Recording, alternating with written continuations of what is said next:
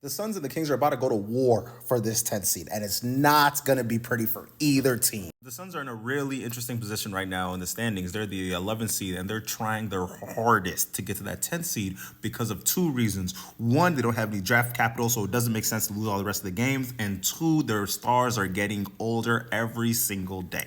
Speaking of aging players, Kevin Durant just got another ankle injury, and that's a problem because of he's probably going to be all right for the playoffs, but the way it's looking, they might not even make it that far. And the way that the standings looks, the Suns are not in the market to lose another game because of the Trailblazers are on their tail, and the Kings looks like they can run away with it. And it's not really a good sign because the rest of the Suns games are going to be nail biters to say the least. All playoff teams and the Spurs. But that's not the point right now. But when you take a look at the rest of the games the Kings are going to play, it's going to look pretty interesting because in theory, they can win at least half of these games. Here's a quick explanation to what happens the last 2 weeks of every single NBA season. Factor number one, when a team knows that they're making the playoffs or they already clinched their seed, they start letting their superstars take a little bit of a break to get them ready for the actual playoff. Teams that just barely have playoff hopes just play their hardest in these last 2 weeks because they know they have to put it all on the line or they got a long break headed. Last but not least, there's a lot of players that get a boost in scoring because they don't get a chance to really show what they can do unless the last few weeks because their coaches actually let them play. The final game of the regular season is going to decide who is going to go to the playoffs between these two teams. And if you're interested in how these two teams actually match up, you would be surprised how close they are. This is their matchups this year, and honestly, they play each other to a standstill frequently. These last 2 weeks are going to be a